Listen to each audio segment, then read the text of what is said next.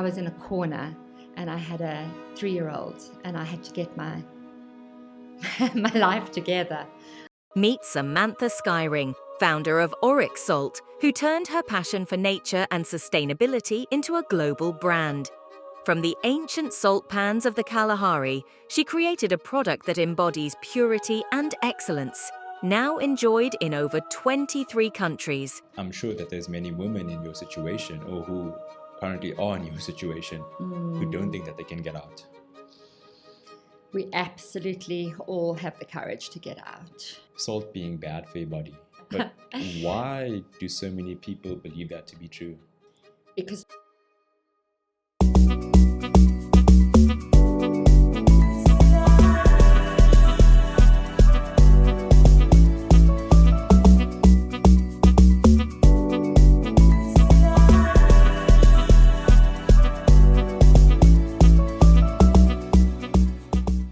Samantha, I want to unpack how you got to this point in your journey.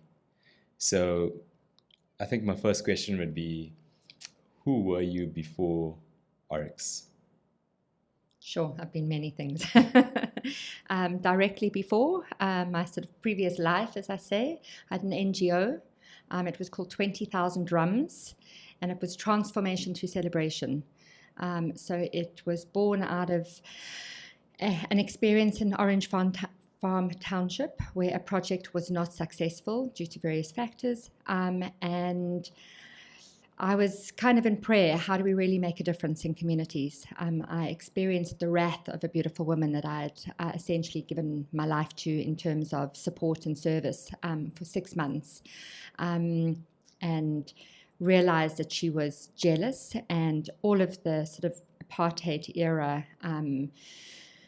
emotions came out directly on me. And so I ended up having a lucid dream one night where we were in a school with hundreds or thousands of drums. And as the drumming started and the kids filtered out of their classrooms, the joy and the celebration that happened. And so ended up with a very beautiful percussion team out of Soweto, traveling the country, and we workshopped about 30,000 children across South Africa, as well as facilitating training workshops within the schools, leaving drums within the schools. And so some of those drumming projects are still apparently alive today. Wow. And what is the impact that you're trying to make? Then there were a lot of children who were child-headed households, and when you have a drumming experience where you're all drumming one beat, one rhythm in sync, there's a heart coherence that happens, and there's an experience of oneself, of just bliss and joy and connection that I believe many of them wouldn't have had.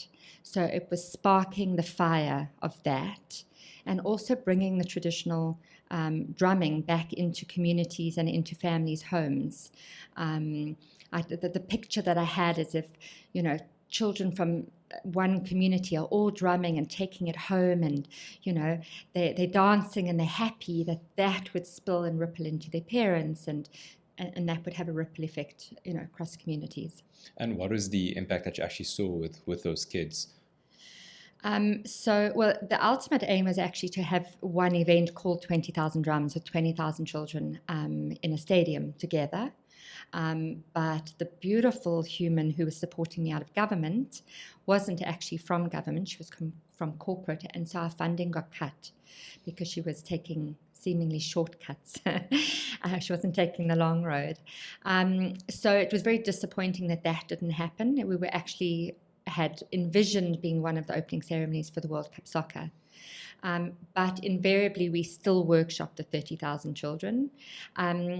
I still have files with the children who would all write how they felt after the experience, and I've still got a beautiful video. And it had an incredible impact on them. I wasn't able to follow up. I mean, this is now we're talking in This is 24 years ago, so there wasn't social media. So I've got beautiful footage, but there wasn't really a means of sharing it, or trying to get more funding. So yeah, very highlight time in my life, although even this time is also a highlight in my life. But yeah, it's a very special time. And fast forwarding a bit to the present moment, what drives you and what keeps you going? I think sometimes I feel driven, actually.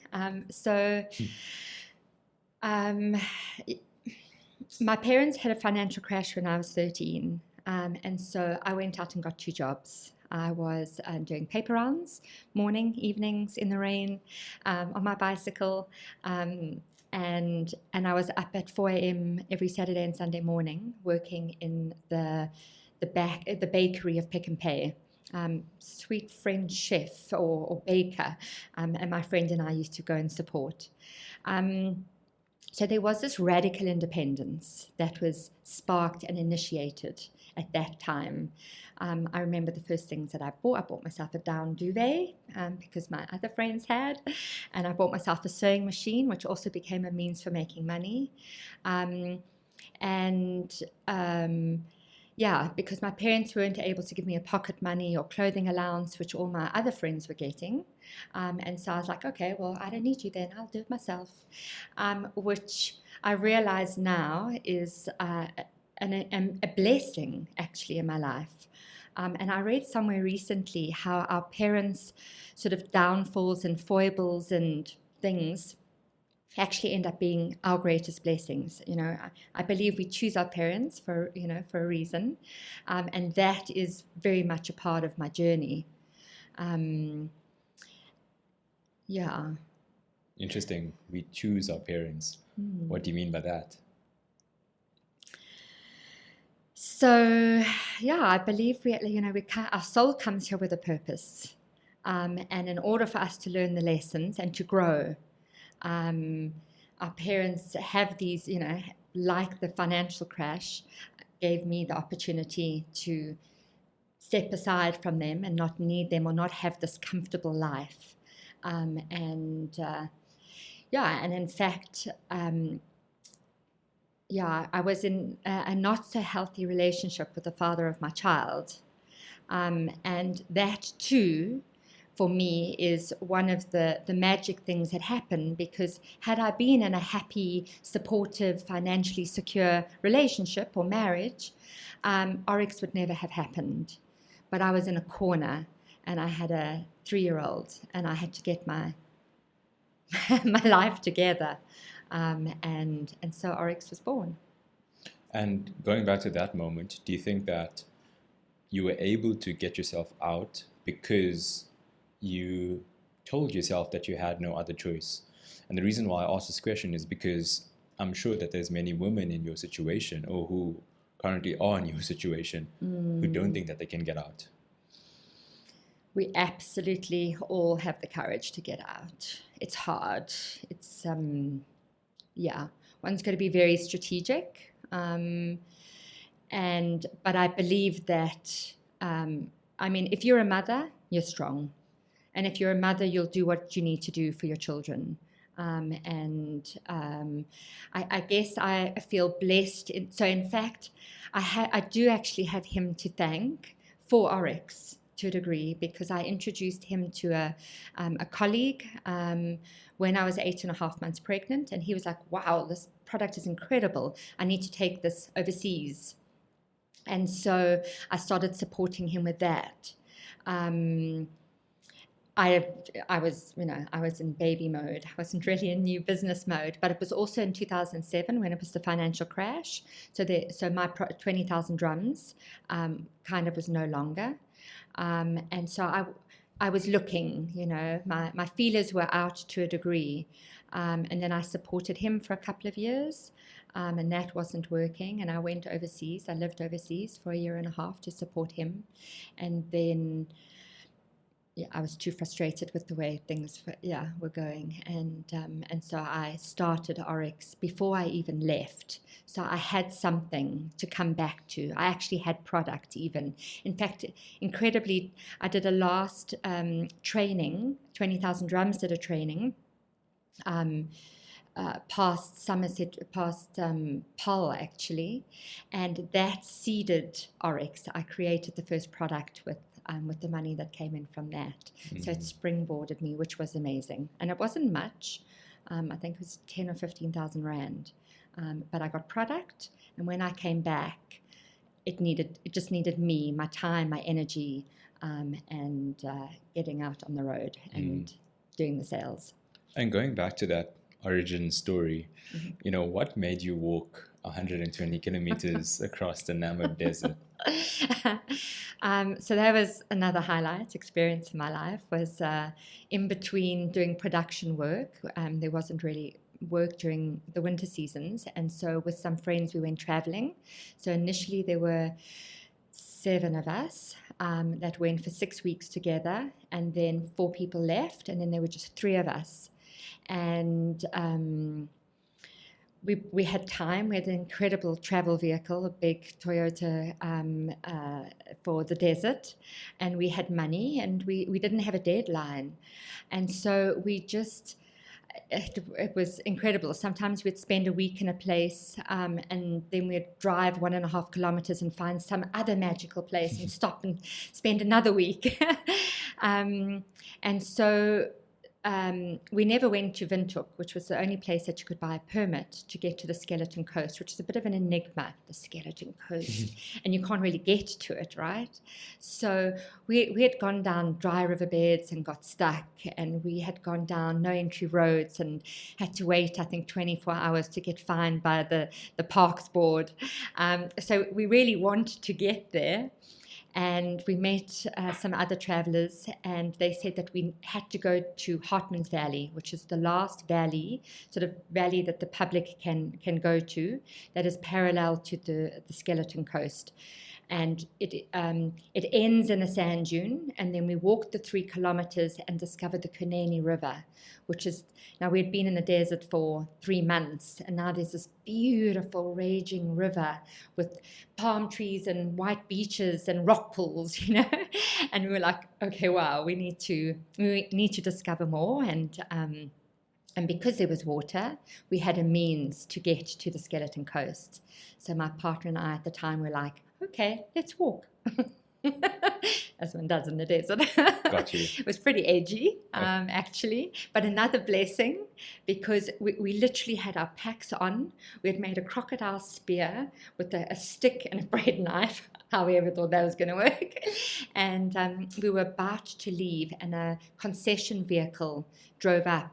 And we shared with them that we were going on the walk. So I think in the back of our mind, there was a little bit of peace of mind that someone knew we were out there, as opposed to no one knowing.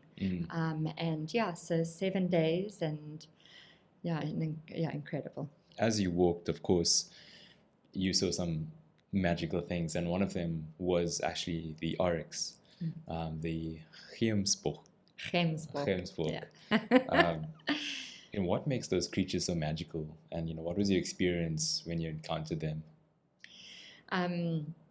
So the very first time I was sitting up on a sand dune, and I had somebody with me, and there were 2 bulls, and the one was chasing the other. So my actual first experience wasn't along that walk. Along that walk, I had moments of coming face to face with a bull around a big rock cliff face, and also seeing that line of the Oryx, across the top of a sand dune in the distance. But my very first experience was actually in Sources and we had naughtily spent the night in the car park, which we weren't supposed to do. And we went for an early morning walk, and we actually had an umbrella. So we were sitting underneath this big purple umbrella with yellow stars, which I think was an incredible blessing, because had we not had that, there's a very good chance that they would have felt threatened by us. and we were sitting down, but we didn't look, we looked like this strange thing. And so they actually stopped directly in front of us, sort of maybe 5 meters away. We could see the steam. They were like heaving. And one of those timeless moments, I don't know if it was 30 seconds or a minute or even 10 seconds, but it was timeless. And then they turned off and they ran across the flare, kind of as friends, like they were running away from something together, which was quite beautiful. And my other friend had walked across that flare, and it had taken him about 45 minutes to walk, and yet the Oryx galloped across it in, I don't know, 30 seconds. They just took went over this land at such high speed. It was incredible. And so when it was 7 years after that, I had the opportunity to create Oryx and Salt from the Kalahari. And so I was, thinking of a logo, and of course, Oryx in the Kalahari, this beautiful masked creature, was what sprang to mind. So I chose them as the logo, and then only in conversation with various people who had lived in Namibia on a farm, and hemsbok were part of their growing up. Apparently they can go weeks, months, years, and even their whole life without drinking water, but they can't go weeks without licking salt. So their hair is hygroscopic. It's tiny microscopic hairs that absorb the desert dew and moisture at nighttime, which is just another Super miracle. fascinating. Yeah, totally. And what was your first encounter with actually the salt pans? So it was already once Oryx was established. I was buying from somebody who, an agent.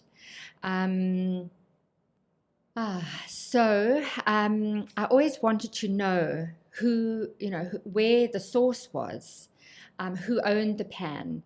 Like, I believe that there is an energetic exchange in everything that we do. So I kind of wanted to meet the person who owned the pan and, who was holding that. So I was introduced to him via a beautiful chef, Craig Cormack. He has a restaurant called Salt at Waterford Estate. Craig, exactly. Craig currently has 233 salts in his collection from around the world. He is fascinated around the alchemy of salt, because there is an alchemical in everything that it touches and is part of. And Craig introduced me to the salt pan owner, to Mr. Brown.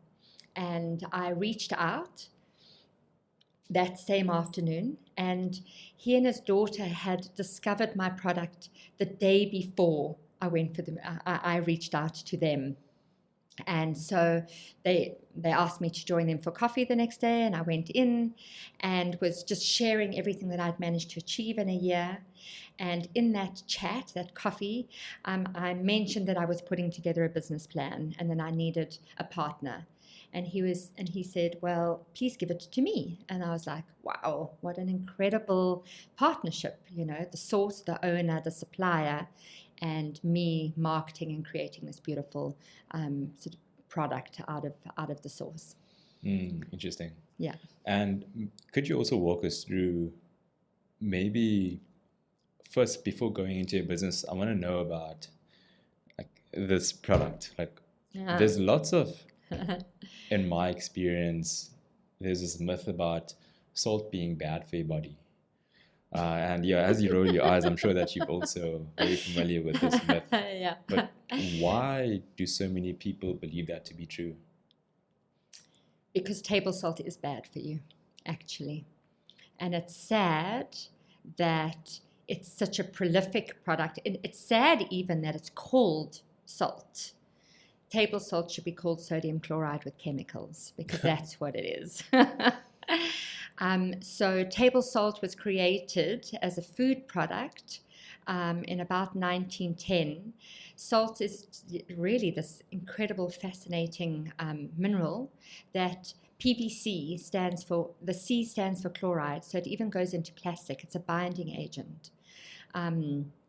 And so they were creating this industrial salt, which they, heat up, they demineralize it. Sometimes they bleach it because they want it looking all pretty and white.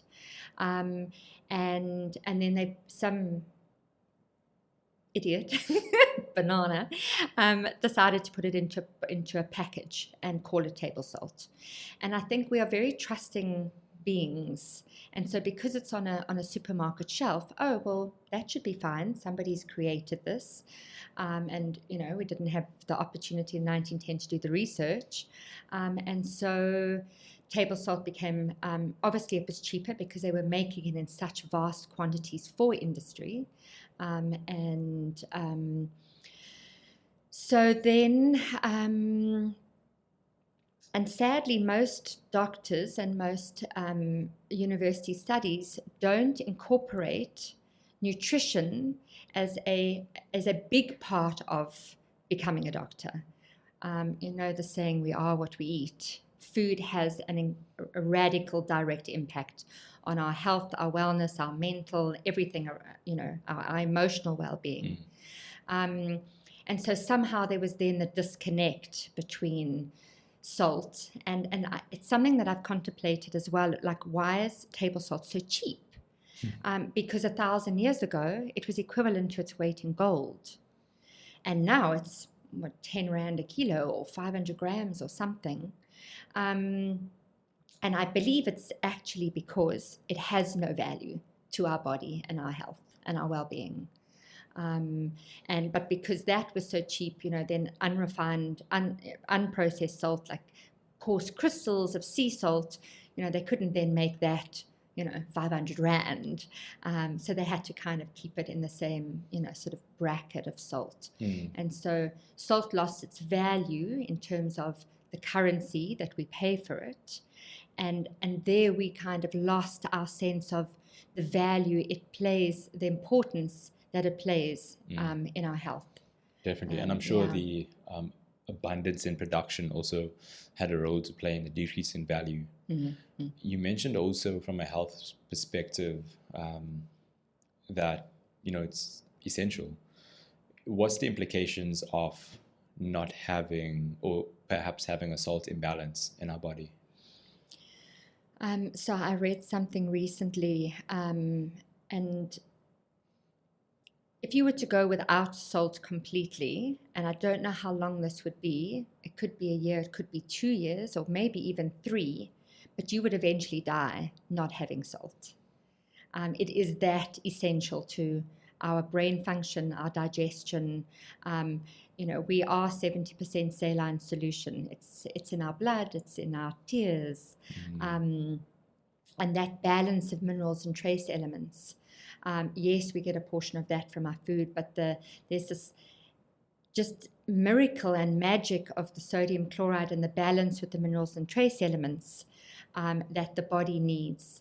And I think one of the easiest examples to understand the importance is if you end up in hospital, what is the very first thing that they do? They put you onto a saline drip. Interesting. And so, it's essential for our bodily functions. And going into your product, what makes this unique? Let's start there. Yay. So special. So what makes it incredibly different and unique is the source, where it comes from.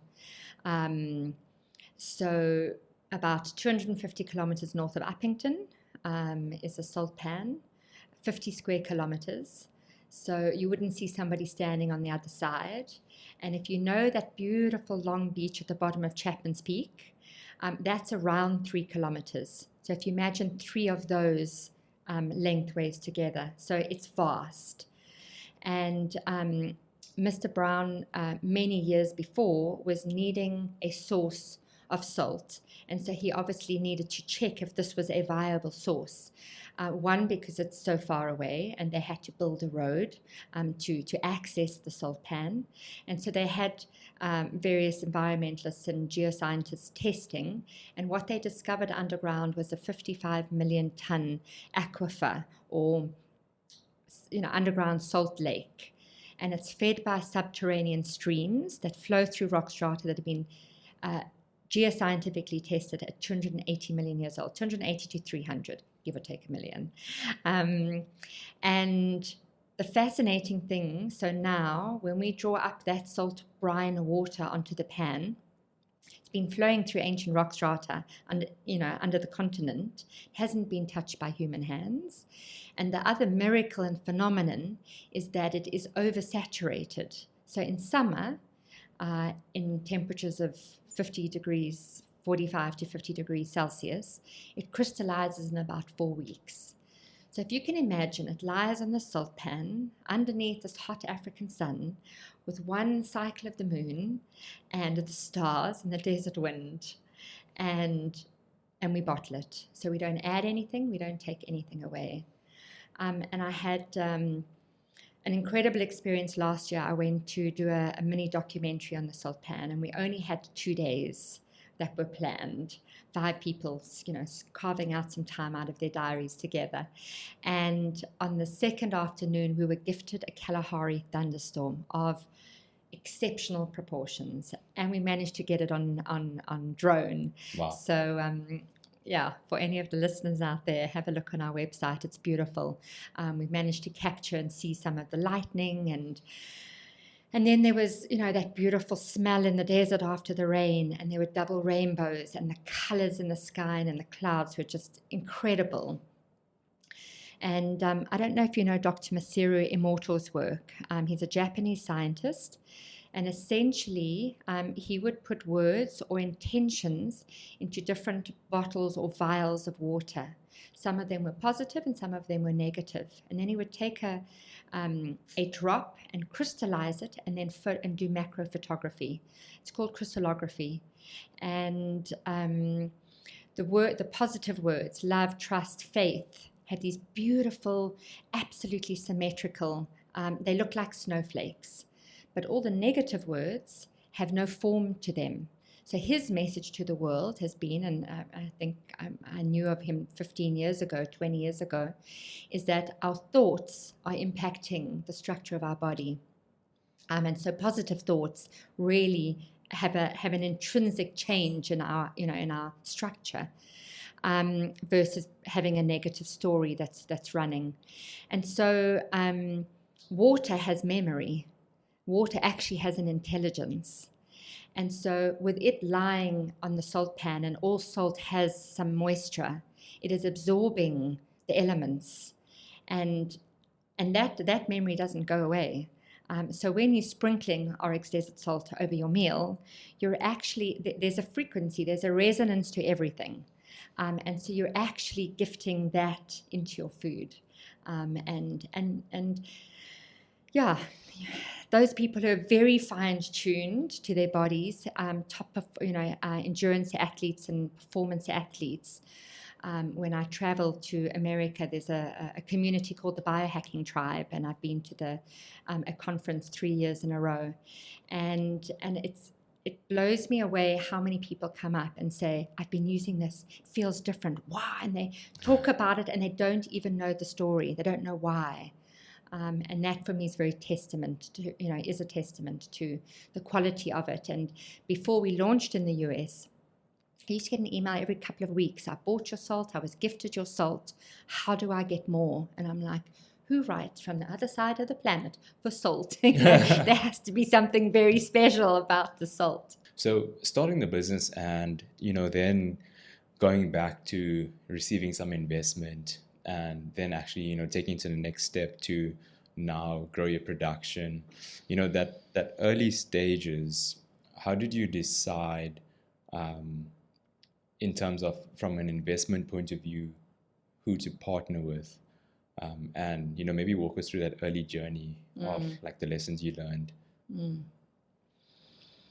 So, when one is really committed to something, and you put your whole being and self into it, magic does happen. So, the fact that Mr. Brown offered to be a business partner, but then because he was predominantly involved in wholesale, didn't really understand packaging and social media and PR, and I guess Instagram was coming around about that time. And we weren't profitable in the first year. We weren't profitable for many years. And he was actually profitable from the first day. So it concerned him the investment and the shareholders' loan that he was needing to put in. And so after a year, he asked to exit. And that was another blessing, because it was obviously quite a shock. I wasn't expecting it. And I say that was my initiation into networking, which, how that has grown. Watching myself grow in that space has been an incredible journey in itself. And so I just met with as many possible people as I could. And one person would recommend speaking to somebody else, and they would recommend me speaking to somebody else. And I just dotted around from one meeting to the next, kind of presenting. I put together sort of a business plan and a presentation. And then, interestingly, before Mr. Brown requested the exit, I had booked myself on a 10-day silent meditation called Vipassana. And we have a beautiful spot in Worcester. And I knew that I just needed some time out, because I seemed to be driven, and I was just working too hard. And I ended up meeting the wife of one of my current business partners in silence at the retreat. And only when we came out of silence, we're chit-chatting, and they also happened to live around the corner from me. And so when Mr. Brown then, gave me the exit, I introduced myself to Ian and to his brother Garth. And then it obviously took some time, but they bought Mr. Brown out and became the beautiful, supportive business partners that they have been for, probably 11 years now. So, and I went to an amazing event on Wednesday evening, the heavy chef, Fred Rood. I'm sure you would know him. And I realize now, sort of 14, 15 years later, how different life is now in South Africa to how it was then, that it feels like there is so much more support for entrepreneurs. Although I have forgotten his surname now, Brian from the Real Entrepreneur Group. I joined that, and I got a lot of his CDs and talks. And again, there weren't podcasts then. So every journey in the car was an opportunity to listen to a podcast, or listen to somebody share their knowledge around finance and marketing and sales. And thank you to you now. Look what you're doing, offering this platform to entrepreneurs, because we are able to upskill ourselves constantly. And that has been a fundamental part of my journey, is upskilling and hearing from other people how they did it.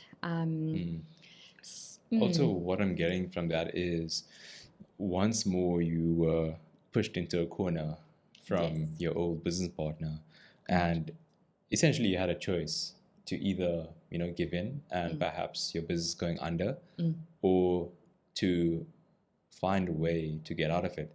And so you chose to put yourself out there and network. And of course, yes, as you mentioned, by some miracle, you met this person who introduced you to your now business partners. And I think that is also such a blessing. And you also touch on something that's really important, which is in my opinion, the power of networking. Yes, there's the upskilling that you could do by yourself. Right now, there's lots of content out there that supports entrepreneurs. If you just spend a day on YouTube, you're going to learn a lot about business. But the power of a network, that is something that you can't pay for. So what's your advice to, that early stage founder? What tips would you give them to grow their network, and then to leverage that network to, grow their business or grow themselves? LinkedIn is my one-word answer. So 5 years before we launched in the US, so I always knew I wanted to launch in the US. It was kind of obvious. So, I mean, I guess you might have sensed from my pre-Oryx days, 20,000 drums. I don't know why I seem to have this kind of global big vision. So for 5 years, I started growing my network in the USA, and LinkedIn really is the most incredible tool that you can search for somebody in an industry like food editor or food press or food media in a town. So I would look for anyone who is in New York or anyone who is in California, because obviously those are the two real hub spots of America. And so by the time we launched, I think I had about 5,000 followers. And I didn't do a post until we launched in Whole Foods. And even that, so I did there was an entrepreneurial organization, and I can't think of the name of them right now, but I went through the first stage, which was the local stage. So I had to pitch to a panel and what have you. And if you went through, you could then go international, you could then pitch internationally. But there was also a monthly contribution, and we were still small, and we weren't profitable yet. And so we didn't go that route, but I was going to America for my first trade show. And so I then searched for anyone who belonged to, don't know, maybe I'm not supposed to share who it was, but anyone in that organization, and ended up connecting with a few people who came and visited me on my stand. And it was that beautiful gentleman, Mike, who I just ended up having a connection with. And because it was my first show in this particular one, it was a massive show. I was on the 3rd floor in the corner of the corner. So the foot traffic was fractional compared to being down on the bottom floor where all the magic was happening. And it was very frustrating. The Whole Foods buyers didn't come past. And so obviously I shared that was my wish, they were my wish list. And Mike somehow, through his network, gave me the email address to the buyer of Whole Foods. And I emailed a couple of times, and then, as happens with an entrepreneur, one gets stuck in the detail, stuck in the packing and the driving and, the being in the business. The operations. And I mean, there is a saying, I'm sure you would have heard it, work on your business and not in your business. And so, I would actually recommend any entrepreneur, structure your week. Set one day a week where you are not even at the office, where you have perspective, you're away from the office, and you're looking at it strategically. And you're not caught up in the detail. And so COVID was another blessing. Even though we lost 60 to 70% of sales because of tourism, hospitality, and restaurants closing, it gave me perspective. I wasn't going to the office. I was at home. And I was thinking, okay, how are we going to get out of this mess? This hole felt like we were digging because we were taking loans and the sales weren't there. And so I made the decision. I want the USA. It's going to get us out the hole and level us up. And so I emailed the buyer 3 times over about 6 weeks. And then I kind of gave it a pause. And it's always that interesting, one's got to be quite intuitive in business. That a week earlier might have been a nag or the wrong day. One's got to really sense and be in a good space when you send that email. Have a clear picture. There's an energetic that goes with that email. Say a prayer. However you connect. Not come from desperation. Absolutely. And I think I learned that actually from 20,000 Drums, because I was so needy, and because it was an NGO, everyone was looking for funding, and I always felt needy. And so I managed to shift that exactly, and just hold the vision of Oryx being in the US.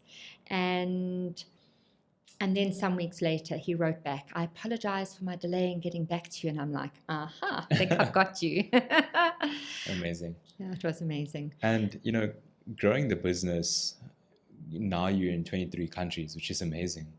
Were there any challenges when you were scaling? You talked about operations and the nitty-gritty things about from packaging to increasing orders and now, of course, distributing? What challenges did you have when you were scaling?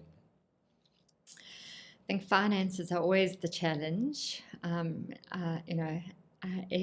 I realized at one point how many successful brands, successful businesses have closed because of their success, because one needs more stock, one has more debtors, and so that money, finances, capital, cash flow is absolutely essential. And I really deep respect and really take my hats off to people who've managed to self-fund. But I think I was aware in the beginning that I wasn't going to be able to do it, or maybe because of the vision I had, it was going to need capital. I think I do things a little bit differently. I don't sit down and do a business plan. I go, right, this feels like a good idea. Let's go. And sometimes that naivety and that ignorance is actually a blessing. I think I remember after 7 or 8 years, almost thinking, thank goodness I didn't know how long the journey was going to be, and sometimes how hard it is.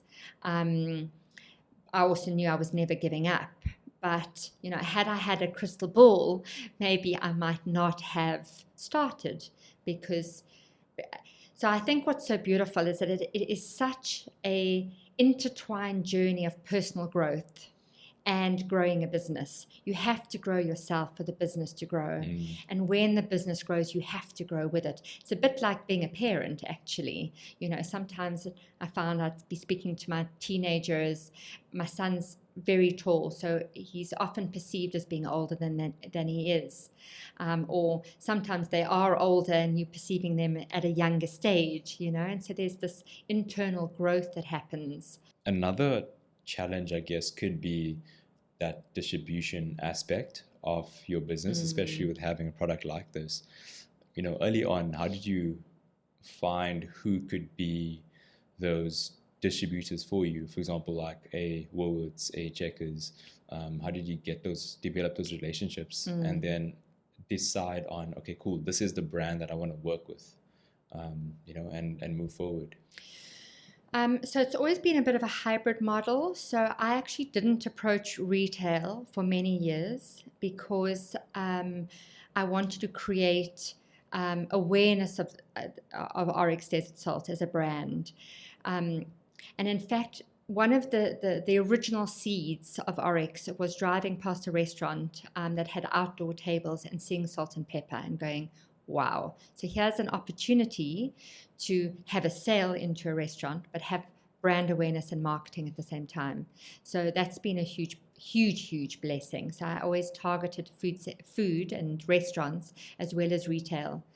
But in specialty gourmet stores, independent stores, people go in and they've got a little bit more time, they're browsing, they've got some money.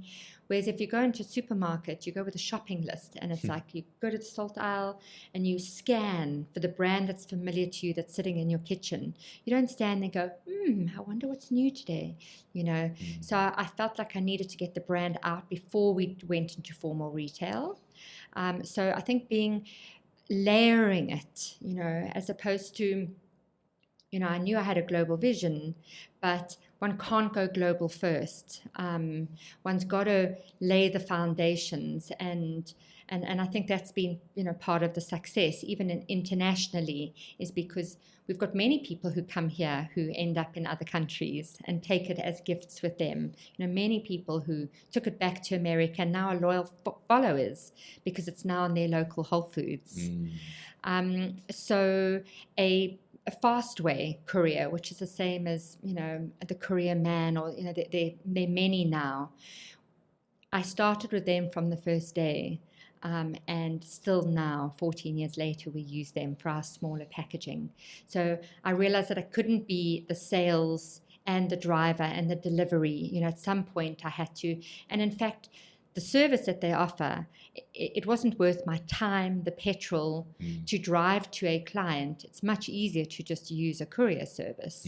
And still to this day, we use sort of different hybrid models. And then there are actual distributors rather than retailers who are servicing shops and servicing restaurants, and so we work with them as well. So they've got a basket of products, and Oryx is one of them.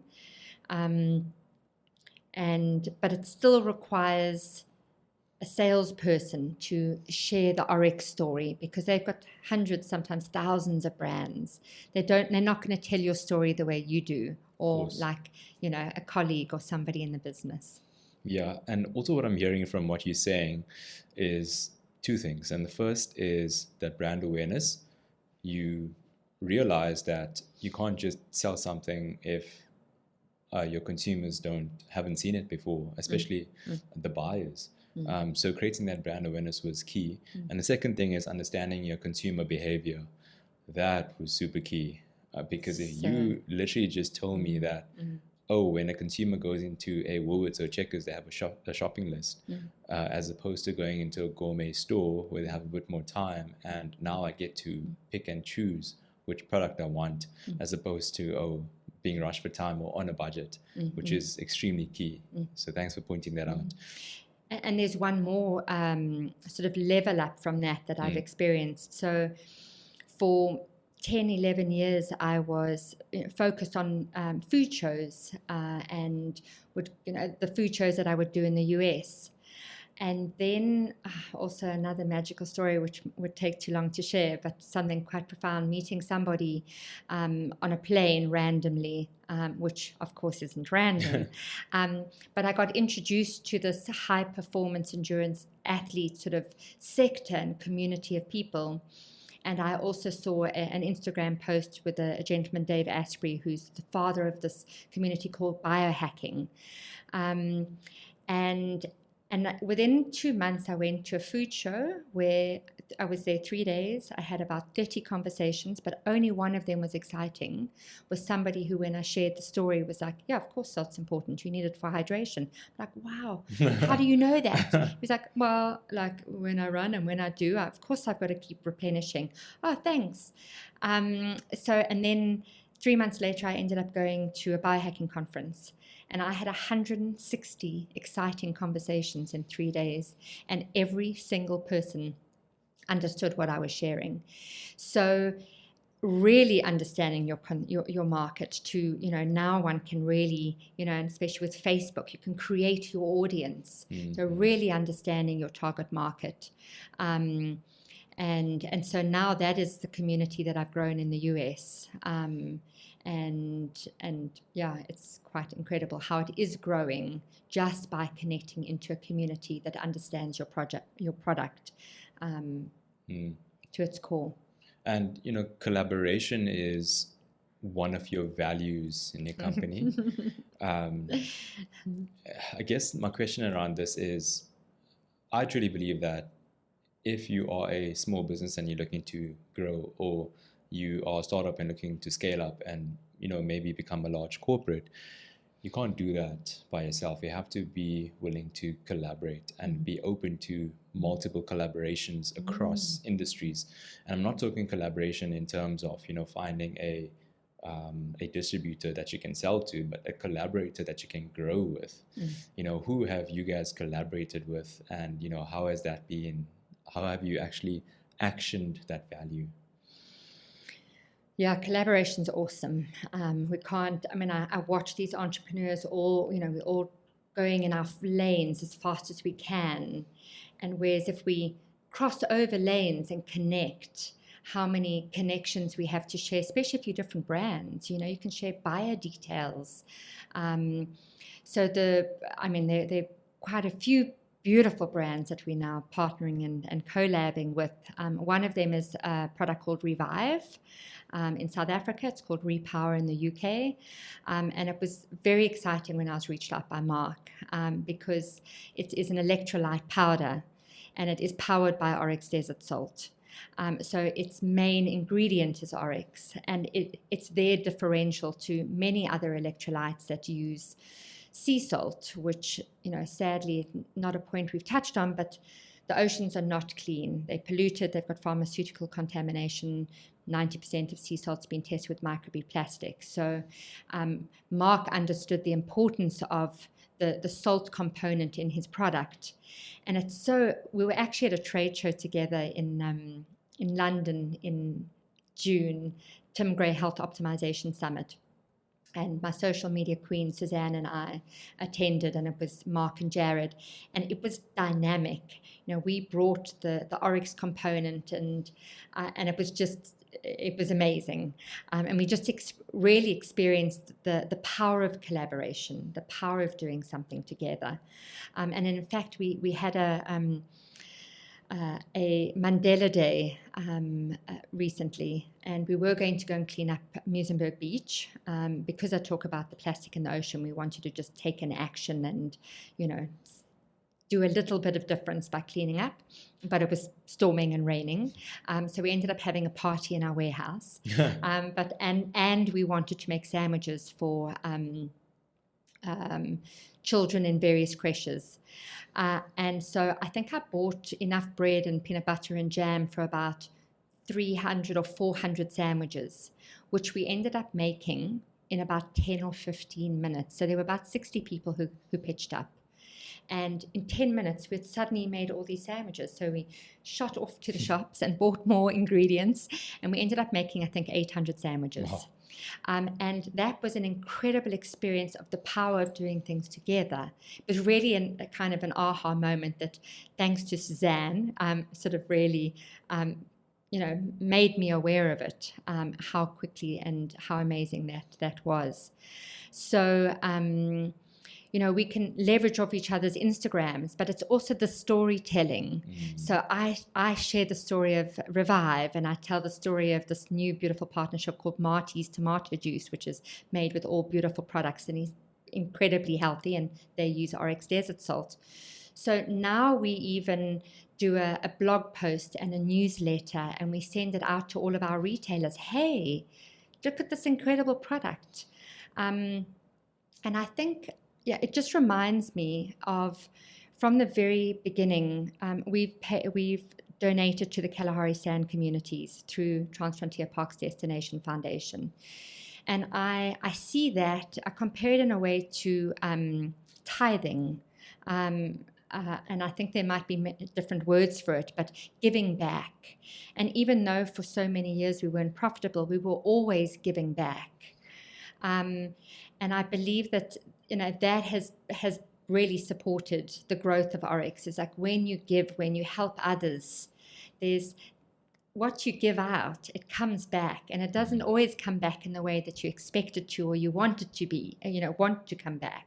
But it comes back nonetheless in different ways, and often in more incredible ways than you can imagine. Definitely. I think, that you touched on so many good points there. I also had a question about the ocean. I think you mentioned that there's so much of plastic and pollution in it. What's something that the everyday person should be aware of? The first point, and then secondly, what's something that we could do in our small way to actually make a difference? So single-use plastic again should be legal. Thank goodness over the last few years we're not getting plastic bags from supermarkets, although some of them still are. But really to be mindful. And one of the ways that we are supporting and mitigating that is our grinders have a ceramic mechanism inside. The actual grinding mechanism will never wear out. And so you only ever need to buy an Oryx grinder once. In fact, we put out quite an edgy newsletter a couple of months ago, stop buying our grinders. Yeah, that's right. And people were like, what do you mean? Is something wrong? We only want you to buy it once and then just keep buying refills. And if I was to calculate the volume of refill boxes and buckets that restaurants buy to refill their grinders, last year we saved more than 600,000 bottles and heads from landfill. Wow. So every purchase of the refill boxes versus buying another single-use plastic grinder is contributing and making a difference. And also because pretty much almost all other grinders on shelf are made from plastic or polycarb. And so when you're grinding your salt over your food, you're also grinding plastic into your food. And I think that's a really good point. for our health, we definitely don't want to be doing that. Plastic's an endocrine disruptor, and we really need to be very vigilant about which products we're using. Even single-use plastic bottles, definitely don't leave a plastic bottle in your car and then drink it, because that would have had all sorts of things leached into the water, which are playing havoc. Samantha, this was super insightful. The last part is a fast fire section. So I'd appreciate if you could answer in a word or in a short sentence. What's one thing you wish everyone knew about health?